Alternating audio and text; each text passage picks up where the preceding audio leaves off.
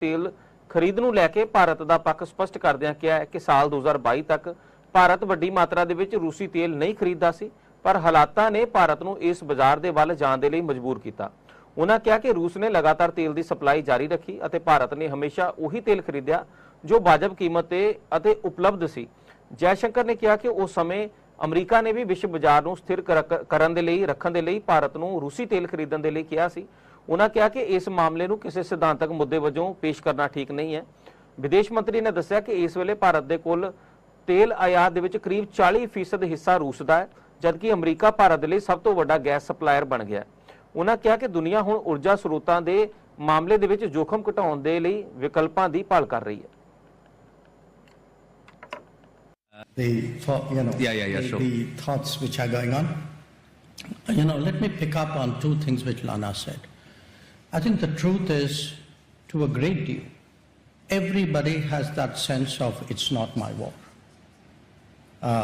We don't admit it at times, but it's very natural, because at the end of the day, the more stakes you have, the closer it is to you, the more vested you are. It's your war. And for somebody else, the further away they are, it's not their war. I think there needs to be a degree of understanding of that, and the expectation that my war, as I said, I've had this statement thrown back at me repeatedly, so I don't repeat. I don't want to dwell on it too far, but I think the expectation that in the sense Ukraine, because it is so strong in Europe's calculus, is therefore shared by the rest of the world to the same degree, is no more reasonable than the rest of the world. Each region would have its own priorities. So again, because we keep coming back to Russian oil, look, when we didn't buy significant amount of Russian oil till 2022.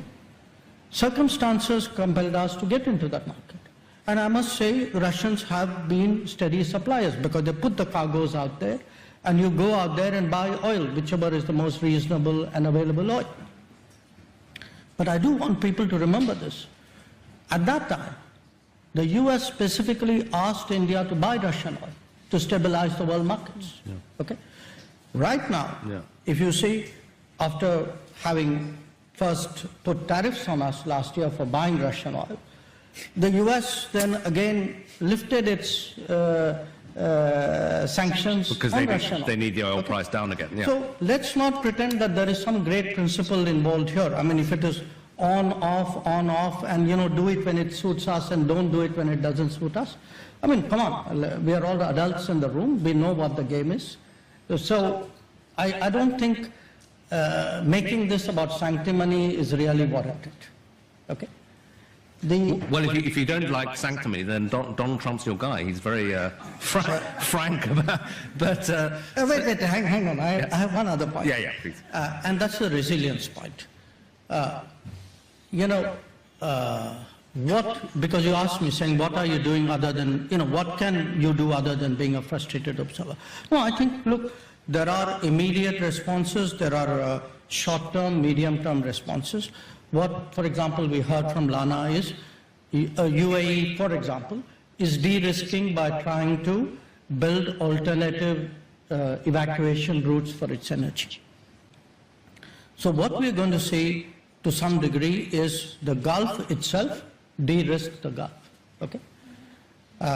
To some extent, the rest of the world will work with the region also to build redundancy, and the IMEC, the India, Middle East, Europe Economic Corridor, is envisaged as one such initiative. But the third one, which is really interesting, I cite my own country as an example. Today, our largest oil supplier, little less than 40% is Russia. Our largest gas supplier is the United States. And that was not the case till the 28th of February of this year. The main supplier was Qatar. Sure. So what is happening is the world is also de-risking on the region. People are looking for alternative energy sources and saying, okay, I'm prepared to buy at longer distance, maybe at a higher cost, but there is a greater security about it, predictability about it. So what I see in a way is that the global energy scenario will fundamentally change after this. Now, I'm not unidimensional. I'm not saying, for example, in India's case, our relationship with the Gulf is only about oil. As I said, we have many other factors, including people, talent, skills, business, security.